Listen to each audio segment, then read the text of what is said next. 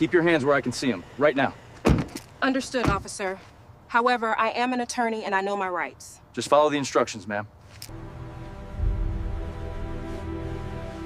Do you still require my identification, officers? Red and blue lights bled across the sleek silver hood of the new Vaden LX9, the night air pulsed with tension, thick as asphalt heat.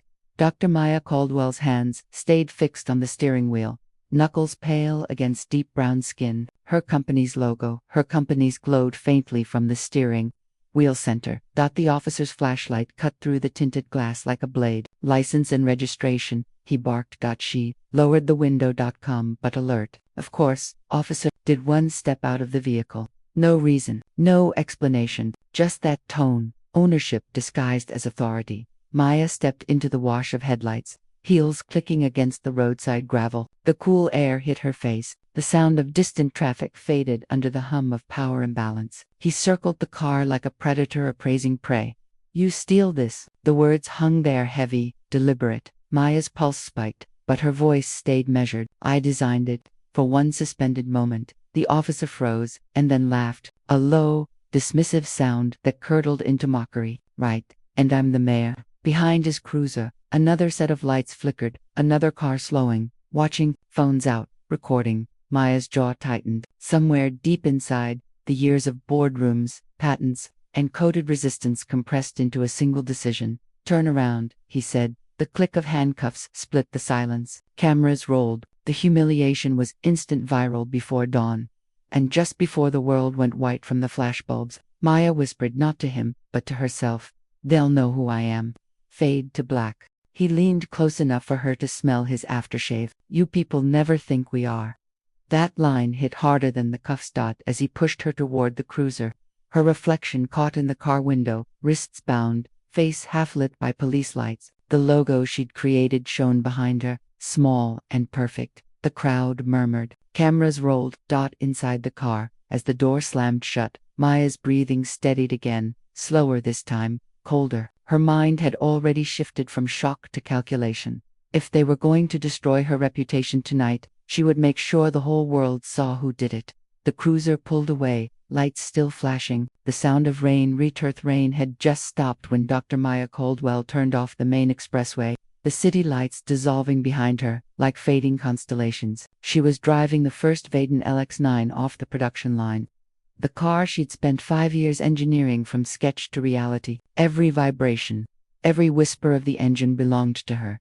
The hum of tires on wet asphalt was her only company until the siren split the night.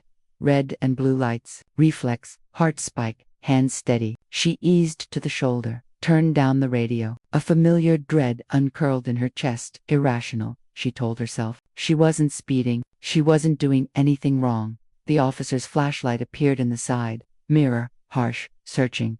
He tapped the glass. Evening, Officer Maya said, lowering the window. Her voice was level, practiced. License and registration. Yes, sir. She reached toward the glove box, slow and visible. Keep your hands where I can see 'em. She froze. The tone wasn't just command, it was suspicion layered with disdain. I'm complying, she said quietly. He leaned in. Whose car is this? I believe it's registered to Vaden Motors. Vaden, he smirked. Fancy ride for a secretary. I'm not a secretary.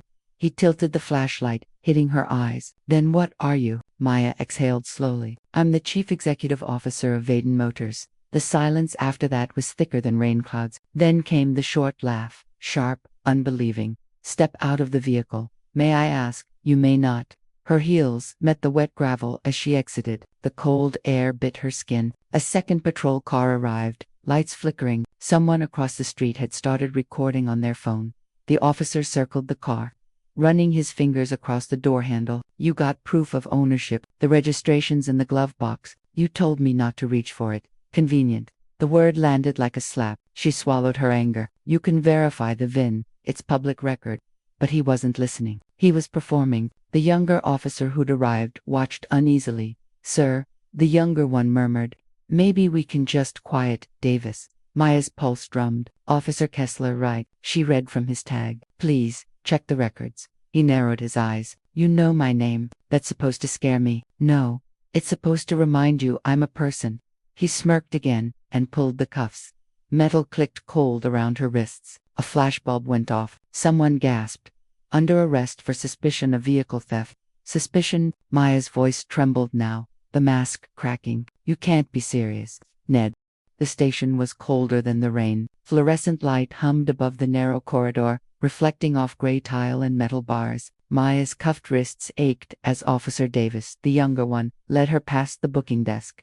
Sit, he said softly, gesturing to a bench. His tone lacked Kessler's edge. There was pity there, or shame, maybe both. She sat, spine straight, despite the fatigue sinking into her shoulders. The concrete wall behind her was slick with condensation. Somewhere down the hall, someone shouted. Laughter followed. Her clutch bag and phone sat in a plastic tray marked property of Caldwell M. Can I call my lawyer? She asked. Davis hesitated, glancing toward the sergeant at the counter. You'll get your call soon. Soon. That word again, the bureaucratic synonym for never when you need it. She inhaled, slow and measured, the scent of disinfectant, mixed with cheap coffee. She'd stood before senators, investors, venture boards, men who doubted her because of her age, her gender, her skin, and she'd never once trembled. But this felt different. The powerlessness was engineered, clinical, precise. Why am I here? She said. What's the charge? Davis kept his eyes on the floor. Officer Kessler listed it as suspicion of grand theft auto. Suspicion? She let the word burn, and that's enough to put me in handcuffs. He swallowed hard. If he believes there's probable cause, ma'am, probable cause, she repeated, voice like glass, for existing in my own car. He didn't reply. He simply unlocked a cell door, small, concrete, empty, except for a bench and a toilet. I'm sorry, he said quietly. I'll get your call. The door clanged shut. Silence followed. Maya sat on the metal bench, the cold seeping through her gown from the gala. Her reflection wavered in the stainless steel toilet lid, hair slightly disheveled, makeup smudged at the corner of her eyes. The image of control cracked, and underneath it, exhaustion. Time passed without meaning. She stared at the corner of the room where the paint peeled in uneven flakes. The overhead light flickered. Her thoughts drifted not to fear, but memory. The boardroom in Chicago. The investor who'd said, "You're impressive, but don't you think we need a more seasoned face for leadership?" Seasoned meant white, male, and forgettable. The tech conference in Munich. The reporter who mistook her for an assistant, asking if she could fetch the CEO for an interview. She had spent years refining the art of smiling through insult, of transforming indignity into fuel. Tonight, that reservoir burned clean through. The metallic click of keys snapped her back. Davis returned, nervous. You can make your call now. She took the receiver from the wall, dialing a memorized number. Lydia Chen. Law office, came the voice. It's Maya. A pause. Maya, where are you? County jail. False arrest. I need you here now. I'm on my way. The click ended the call. The silence that followed was heavier than before. Maya lowered the receiver and turned to Davis. You know this is wrong. He hesitated, voice low. Yes, ma'am. Then why are you helping him do it? He looked around, checking if anyone was near. Because last time someone questioned him, they lost their badge. Her gaze softened, almost imperceptibly. And that's how systems survive. Good men doing nothing. He didn't answer. He left. The cell door closed again, the sound final as a gavel. She leaned back against the wall, eyes closing briefly. The humiliation tried to settle in, but she refused to let it root. Instead, she thought of headlines. Black CEO arrested in own vehicle. She pictured the faces of her engineers, her interns, her family. By the time Lydia arrived hours later, dawn had started to pale the cell window. Maya stood as the door opened, wrists free but spirit coiled tight. Don't say a word, Lydia warned, sharp and controlled. They're terrified now that they know who you are. Maya adjusted her coat, every motion deliberate. Good. Lydia frowned, because fear makes people sloppy. I want them sloppy when we take them apart. The two women walked past the front desk. Officer Kessler stood nearby, posture rigid. His eyes met Maya's for the first time since the arrest, and for a moment, the smirk faltered.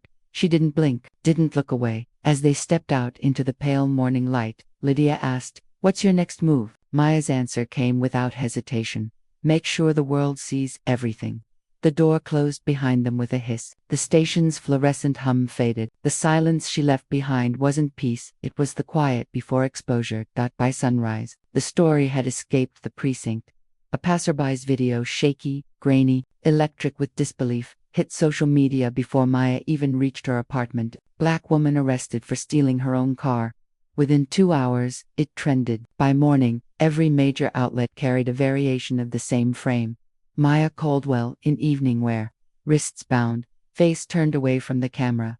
Her name was everywhere, her silence, intentional. The phone in her penthouse rang until her lawyer unplugged it. Lydia Chen stood at the window, scrolling through headlines. "They're running wild with it," she said. The precincts released a statement claiming routine protocol. Maya sat at the kitchen counter, still in the same gown, a blanket over her shoulders. She looked composed, but her eyes burned red, not from crying, but from refusing to. "What about Kessler?" she asked. "Nothing yet. Internal Affairs has him on temporary reassignment." Translation: "They're circling the wagons." Maya exhaled. The city outside glittered like nothing had happened. "And the company." Lydia turned her phone toward. Her Vaden stock dips 3.2% following CEO arrest. Maya's lips tightened. Of course, they fear scandal more than injustice. The intercom buzzed, her assistant, Nora, voice trembling through the speaker. "Maya, CNN and BBC are requesting statements. The Times wants an exclusive." "Tell them nothing yet," Maya said. Lydia frowned. Silence could look like guilt. "No," Maya replied, eyes distant. "Silence is strategy." 3 hours later, she sat in the Vaden Motors boardroom, the same one where 2 years ago, she'd announced the LX9 prototype to applause. Now, the air smelled of panic and disinfectant. 12 executives in tailored suits, all white except for her and one timid intern, shifted in their seats. The chairman, Dalton Greaves, cleared his throat. "Maya, first, we want you to know the board is deeply sorry for what happened." "Thank you," she said evenly. He hesitated. "That said, public perception is sensitive. We have to consider investor confidence." Maya leaned back, hands folded. "Say it plainly, Dalton." He glanced at the others. "We'd like you to take a temporary leave, just until this all settles." The room went quiet. Maya studied their faces. Pity, discomfort, cowardice, masquerading as professionalism. "You're suggesting," she said slowly, "that I step aside from the company I built because I was arrested for existing." "It's not personal. It's entirely personal." Her tone cut through the room like tempered steel. "You're more afraid of angry shareholders than of a police department criminalizing your CEO." One of the executives murmured. "Maya, you have to understand the optics." She turned sharply. "Optics are how racism hides in plain sight." A silence heavy enough to crush truth settled across the table. Dalton shifted uncomfortably. "We just need time to manage the fallout." She repeated. "The fallout is me, Dalton. My name, my reputation, my dignity, and you want to manage that out of sight." Nora, standing by the wall with her tablet, whispered, "Maya, the press is waiting outside. They are already calling it racial profiling."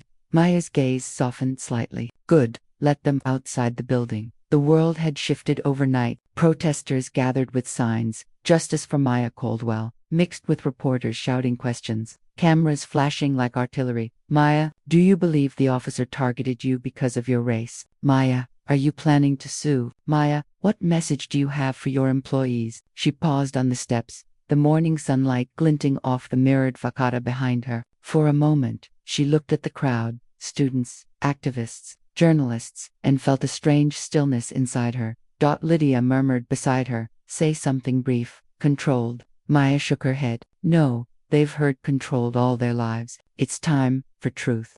She stepped up to the microphones. "I was arrested," she began, voice steady, "not because I broke a law, but because someone decided I didn't belong in my own success." The crowd hushed. Even the camera shutters seemed to pause. "I built the car I was accused of stealing, and I won't be silent so that others can remain comfortable." Her words carried, clear and deliberate. Lydia watched her, torn between admiration and worry. Maya continued, "This isn't just about one officer. It's about a pattern. It's about who gets presumed guilty for existing, and who gets presumed credible for abusing power." A murmur of agreement rippled through the crowd. Then she lowered her gaze slightly, letting a single sentence fall like a verdict. "And I promise you, this story won't end in their version." That night, the networks played her speech in loops. Commentators dissected her tone, her posture, her audacity. Some praised her restraint. Others called her too confrontational. In a small suburban home outside the city, Brian Kessler watched the footage, jaw tight, beer bottle in hand. His wife hovered behind him, silent. "She's making me look like a damn racist," he muttered. His wife hesitated. "Brian, what if, don't start." He muted the TV, face hardening. "She's lying. They always do." But as the silence deepened, the camera's still frame of Maya, calm, dignified, unbroken, lingered on the screen like judgment. At 2 a.m., Maya sat alone at her desk. The city slept. Her phone buzzed with messages of outrage and support. Her inbox was full. Reporters, lawyers, CEOs, strangers. She ignored them all, opening one new file. Statement_v2.docx. At the top, she typed a single sentence. "The cost of silence has always been paid in dignity." She leaned back, eyes tired but resolute. This wouldn't be handled quietly. This would be documented, named, exposed. And when it was over, there would be no pretending it was ever just about a traffic stop. The boardroom smelled of cologne and anxiety. A row of screens displayed breaking headlines: Maya's arrest, her speech, the viral footage replayed frame by frame. PR advisors whispered behind hands, lawyers scrolled through draft statements. The logo of Vaden Motors shone above them all, polished and hollow. Maya entered without a word. Silence followed. Dalton Greaves, the chairman, stood to greet her. "Maya, thank you for coming. We're spared," she said. "Let's get to the agenda." He faltered, then gestured toward the lead publicist. "We've prepared a response plan. We want to emphasize that Vaden stands for inclusivity and innovation. We'll donate to a racial justice charity, issue a statement condemning discrimination, and say nothing about what actually happened." Maya interrupted. The publicist blinked. "Well, we're trying to stay nonpartisan. Racism isn't a political stance," Maya said flatly. Dalton sighed. "Look, Maya, this isn't just about you anymore. It's about shareholders, the company's future. We have to stabilize perception."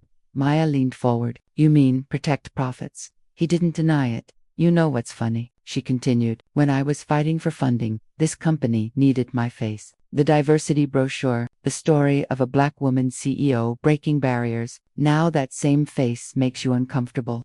"That's not fair," Dalton muttered. "It's exactly fair," she replied. "You love representation until it costs you something." The HR head, a cautious woman named Marla, spoke up. "Maya, the employees are scared. They're getting threats online. We just want to contain the damage." "Contain it." Maya turned to her. "Or bury it." No one spoke. The hum of the air conditioner filled the void. Finally, Dalton said, "You're emotional. Let us handle the external narrative while you don't finish that sentence." Maya said quietly. He froze. "Do you know what the difference is between your silence and that officer's?" she asked. "None. Both protect power." The room chilled. Lydia Chen, seated at the end of the table, broke the tension. "Maya has grounds for a civil rights case. The dashcam footage shows she complied entirely." Dalton's jaw tightened. "If she sues, it'll look retaliatory." "Retaliation implies wrongdoing," Maya said. "I'm exposing wrongdoing." The PR advisor muttered. "If this keeps escalating, sponsors may pull out of the Vaden Tech Expo." Maya's voice lowered to a dangerous calm. "Then they can explain why their brand fears accountability more than innovation." She gathered her tablet and stood. "You can issue your statement, but I'll issue mine under my name." Dalton's voice rose. "You'll divide the company." "No," she said, walking toward the door. "I'll remind it what integrity sounds like."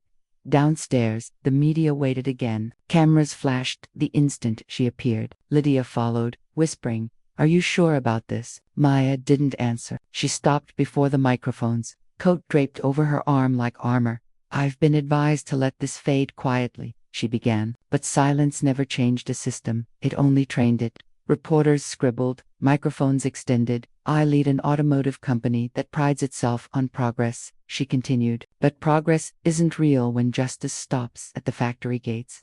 Her voice sharpened. "I was profiled, detained, humiliated. And today, in a room full of executives, I watched the same fear that handcuffed me, just wearing suits." Gasps rippled through the press line. "This is bigger than me. It's about who's believed and who's doubted, who's free to drive and who's always being stopped." She stepped back, refusing questions. Cameras captured her steady walk back into the building. The image that would loop across news cycles for the next week. A woman unbroken, walking through the storm she refused to escape. That night, The board held an emergency call. Dalton's voice cracked through the speakerphone in her apartment.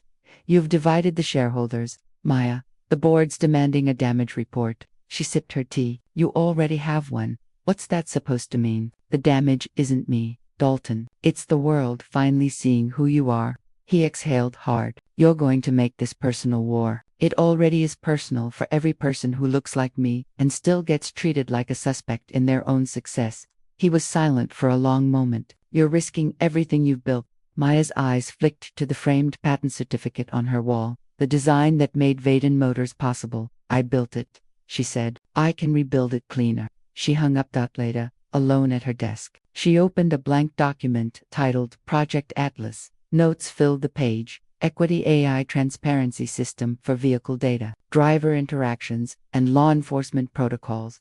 The cursor blinked like a heartbeat. She wasn't planning a press stunt. She was building a weapon, one made of code, law, and truth. Her phone buzzed with a new email. Subject, confidential Kessler complaints. You'll want to see this. From Anonymous. Maya's eyes narrowed as she opened the attachment, a scanned memo, timestamped 2 years ago. Formal complaint. Repeated racial harassment. Traffic bias. Officer Brian Kessler. Status, dismissed. She leaned back, pulse steady. The first crack had appeared. And Maya Caldwell had no intention of letting it close. The storm hit the next morning, not from the sky, from the system. A sudden audit order. Anonymous ethics concerns about Vaden Motors contracts. Anonymous threats sent to Maya's inbox. A thinly veiled message from a government liaison. Perhaps step back for optics. Maya read it all with the same calm she'd worn through every trial, but her hands trembled when she reached for her coffee. They were coming for her, not because she'd lied, but because she'd told the truth. Lydia burst into her office. They froze 2 of our municipal bids, the same departments that praised your initiative last month. Maya nodded. They're punishing us for speaking. This isn't just bad press. It's sabotage. Maya leaned back, gaze distant. Then we document everything. Names, calls, every change. We're not hiding, not anymore. That night, while she worked alone, the phone rang. Unknown number, she answered. Maya Caldwell. Yes, this is Captain Hayes. The voice oozed control, that bureaucratic calm only men who think they own the system can perfect. I think you've done enough damage, Doctor, he said. You made your point. You got your spotlight. Let it go before you regret it. Maya stared at the city lights beyond the glass. You're threatening me. He chuckled. Just giving advice. You don't want the department digging into your record, do you? I've built mine on transparency. Captain, can you say the same? Silence. Then a click. 2 days later, her car, the same Vaden prototype she was driving the night of the arrest, was found vandalized outside her apartment. Scratched paint, broken mirrors, a single note on the hood. Go back to running companies, not your mouth. The police took a report but offered no follow-up. Could be random, one officer muttered. Sure, Maya said dryly. Coincidental vandalism after a national scandal. The officer didn't meet her eyes. Lydia urged her to stay home. Maya refused. That's what they want. Silence and fear. I'm done with both. Meanwhile, L.T. Kessler's world was collapsing. His suspension became indefinite. His lawyer withdrew representation. Former colleagues distanced themselves. Even his union reps stopped returning calls. At home, bills piled on the table. His wife had moved out. News trucks circled his street. He poured whiskey into a glass, staring at his reflection. The once proud officer now looked like a ghost wearing regret. Then his phone buzzed with a notification. A new viral clip. A commentator dissected his behavior, frame by frame. Notice how he smirks as she complies. Classic dehumanization tactic. This isn't authority, it's ego. Kessler hurled the glass across the room. It shattered against the TV. She ruined my life, he muttered, over nothing. But even he knew it wasn't nothing. At Vaden headquarters, Maya launched her counteroffensive. She gathered her legal team and PR advisors. If they're going to dig into my record, let's save them the trouble. We'll publish it ourselves. What? Lydia asked. Maya nodded. Everything. My background, my decisions, my failures. Radical transparency. They weaponize secrecy. We'll kill them with exposure. The website update went live that night, a full disclosure statement signed by Maya herself. Within hours, it trended under hashtag nothing to hide. Journalists praised the boldness, citizens applauded the honesty, and the city's attempt to smear her backfired spectacularly. The next day, a whistleblower from the precinct contacted Maya anonymously. They sent a flash drive. Inside, internal emails between Hayes, Kessler, and department heads, coordination to suppress racial misconduct cases, including hers. Subject lines read, "Keep this quiet, optics risk too high, handled internally, no press." It was the smoking gun. Maya stared at the screen, heart pounding. This is it, Lydia whispered. "If we release this, it'll tear the department apart." Maya's voice was low. "Then, maybe it's time." She didn't send it to the media right away. Instead, she arranged a private meeting with Councilwoman Rivera. Rivera examined the files grimly. "This could trigger federal oversight. Are you ready for that level of war?" "I've been ready since the day he put his hand on my car window," Maya replied. Rivera nodded. "We'll handle this carefully." "But Maya, this will get uglier before it gets better." "I don't need better," Maya said. "I need justice." 3 days later, a press conference was announced. City officials, police representatives, and members of the Oversight Committee. Maya watched from backstage. Calm/poised. Captain Hayes took the podium, flanked by officers. "These allegations are baseless," a journalist interrupted. "Then how do you explain this?" He held up printed emails, the same ones Maya had shared, anonymously, the night before. The room went silent. Cameras clicked. Hayes froze. The mayor's aide whispered something. The press frenzy erupted like wildfire. Maya watched from behind the curtain, expression unreadable. Lydia whispered, "You just detonated their entire defense." Maya whispered back, "Good, let them rebuild it honestly this time." That night, an emergency bulletin flashed across every screen, breaking internal affairs to launch federal inquiry into police misconduct following leaked documents. Captain Hayes placed on administrative leave. Lt. Brian Kessler under criminal review for falsified reports. Maya sat in silence, watching. Lydia asked softly, "Do you feel relieved?" Maya shook her head. "Not yet. Justice doesn't feel like relief. It feels like aftermath." Outside her apartment, protesters cheered. Some held signs with her name, others chanted accountability for all. Maya stepped onto her balcony. The crowd looked up and applauded. She didn't wave, she didn't speak. She just stood there, letting the sound wash over her, the sound of change clawing its way into the open. She thought of that night, the flashlight in her face, the hand on her door, the humiliation that had started it all. And she realized she was no longer defending her name. She was rewriting the narrative of power itself. Her phone buzzed. A message from an unknown number. It read, "You think this is over. Watch your back." She looked at it, sighed, and turned off the phone. "Then they've already lost," she murmured. Maya hadn't slept in 2 days. The inquiry hearings were set for Monday, and by Friday night, the entire city had split into camps. Protesters filled the streets. Police unions demanded her arrest for leaking classified data. Talk shows debated her character more than her cause. The noise outside her apartment was relentless, sirens, chanting, the low throb of anger.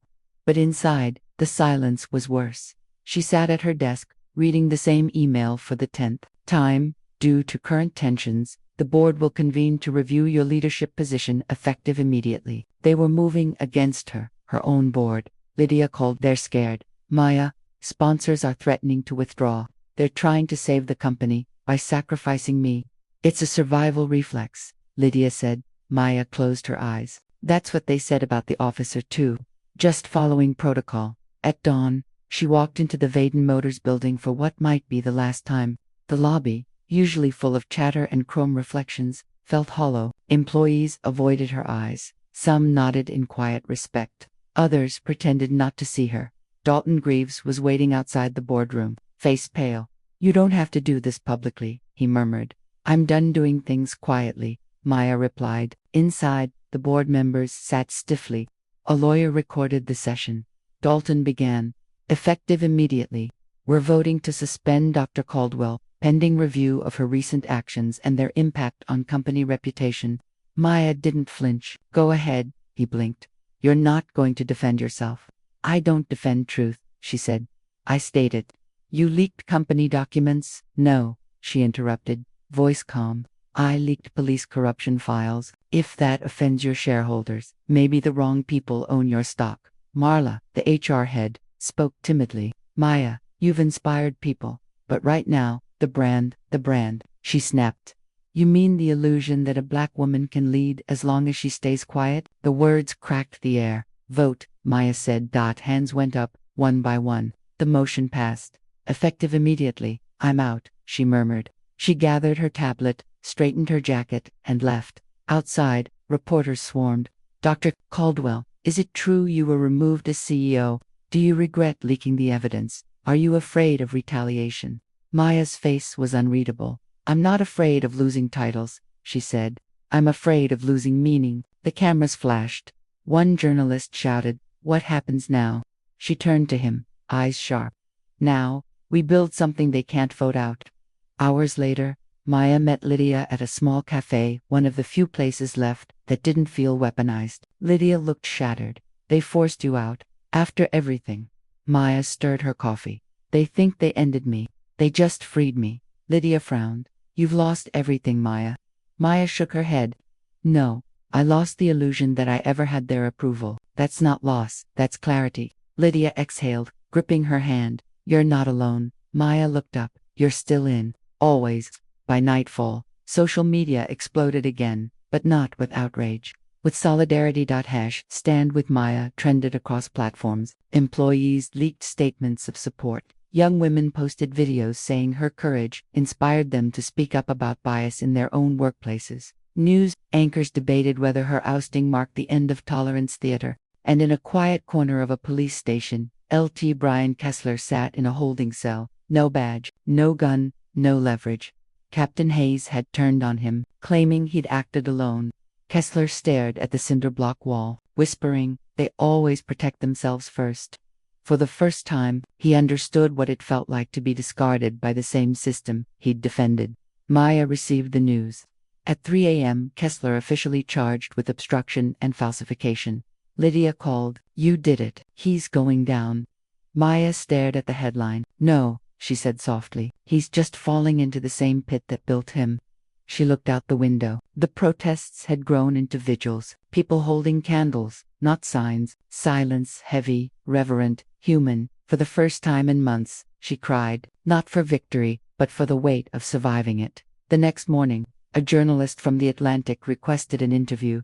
Maya agreed. He asked, "Do you see this as justice?" She answered after a long pause, "Justice isn't when the guilty fall, it's when the innocent can stand without fear. We're not there yet." He nodded. Recorder blinking red. "And what now?" She smiled faintly. "Now, I build again. But this time, it won't just be cars. It'll be systems that can't be weaponized." Later, she returned to the prototype garage, her sanctuary. The same car that had started everything sat under a tarp. She pulled it off slowly. The car gleamed, polished, new, reborn. She pressed her palm to the hood. "You were never the problem," she whispered. "They just couldn't believe I built you."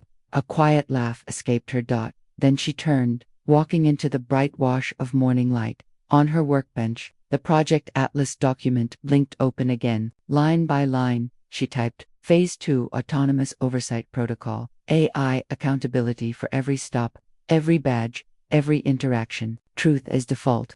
Her reflection in the screen was tired but resolute. She wasn't fighting anymore. She was designing the end of the fight. The inquiry hearings filled the largest auditorium in the city. Cameras lined the aisles. Reporters whispered like vultures waiting for movement. Every seat was taken. Activists, officers, CEOs, and ordinary citizens who'd come to see whether truth could survive bureaucracy. Maya sat near the front, not as a witness, not as a CEO, as a citizen. Calm, centered, surgical. Across the room sat Captain Hayes, his posture deflated. His lawyer whispered instructions that no longer mattered. Behind him, Kessler stared straight ahead. Hollow-eyed. Councilwoman Rivera called the session to order. "Today," she said, "we address systemic misconduct within law enforcement, catalyzed by the case involving Dr. Maya Caldwell. Evidence of coordinated suppression and falsification has been confirmed." Gasps rippled through the crowd. Cameras flashed. Hayes shifted, whispering something to his lawyer. Maya watched him, not with hatred, but with clinical detachment. Rivera continued, "Effective immediately, Multiple officers will face criminal charges. Oversight reform proposals are under emergency review. Applause broke out, raw and stunned. Maya didn't clap. Her mind wandered to the night of her arrest, the headlights, the flashlight in her eyes, the tone that made her smaller than the truth she carried. And now, that same system was forced to name itself guilty. It wasn't vengeance, it was arithmetic. Outside, reporters swarmed her again. Dr. Caldwell, how do you feel about today's verdict? She answered quietly. Exposed systems can change, protected ones can't. Today was exposure. Another shouted, what's next for you? Next, she said, pausing. We automate accountability. They didn't understand, but they would. That night, she stood in the prototype bay with Lydia and a small team of engineers. All volunteers, all believers.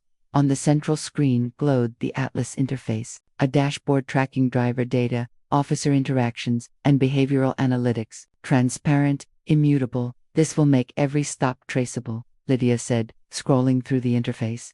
It logs speech, tone, timing, location, everything. If bias occurs, the data speaks. Exactly, Maya said. It won't replace justice, but it will expose injustice in real time.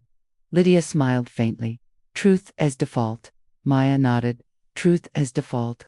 She hit deploy. A digital hum filled the room. The first wave of Atlas connecting to pilot cars across the state. It had begun. A month later, the Washington Post published a feature, The Woman Who Coded Accountability, How One CEO's Arrest Sparked a National Reckoning. The article detailed her resignation, the hearings, the project. It painted her, not as a victim, but as a force, relentless, dangerous, to the comfortable. Maya read it in silence, then closed the tab. Careful, Lydia teased. You're becoming a symbol. I don't want to be a symbol, Maya replied. Symbols are easy to worship and ignore. I want systems that can't be ignored. Meanwhile, Brian Kessler faced trial. Cameras followed his every step. The same media that once called him a decorated officer now labeled him the face of bias. When asked for comment, he muttered, I was just doing my job. A journalist replied, that's what everyone says until the job answers back. He looked up, blinking, realizing for the first time what Maya had truly built. The world wasn't watching her anymore. It was watching itself. 6 months passed. Atlas spread to other manufacturers.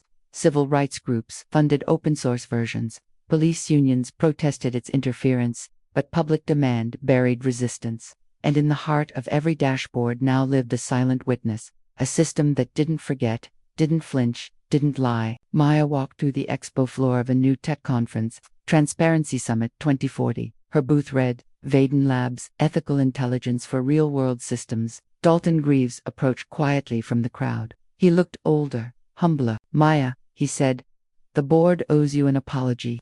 You were right. She didn't look at him. You don't owe me anything. You owe the truth its job back. He nodded slowly. If you ever want your old office, I don't, she said. I'm done leading people who fear consequence. She turned and walked away, leaving him standing in the echo of what used to be power. That night, she returned home, poured tea, and sat by the window. The city below glowed calmer now, but changed. Patrol cars glided down streets, their data streams visible to every citizen in real time. Transparency had become expectation. Her tablet buzzed with a new message from the Atlas server. Alert, system review, officer interaction, 8,372 resolved, mutual respect. For once, a notification without tragedy. She smiled, small, tired, real. She walked to her balcony, the wind brushing against her. Somewhere below, a car passed one of hers, silent and gleaming. She thought of that first night again, of fear disguised as authority, of her own voice shaking but not breaking, of how justice had felt, not triumphant, but earned through exhaustion. Her phone buzzed once more, a message from an unknown number. You changed everything. Thank you. No name, no sender. She typed back one word. We. Then, she turned off the phone, letting the darkness settle around her like closure. Months later, a documentary premiered, Stop, the Maya Caldwell Story. Clips from the original footage played side by side, the traffic stop, the headlines, the inquiry, the deployment of Atlas. The narrator concluded, in a world where silence was policy, one woman turned exposure into justice, not by shouting louder, but by designing a system that couldn't be silenced. The final shot lingered on Maya stepping out of her car, wind catching her coat, city lights behind her, voiceover. She didn't build cars, she built accountability.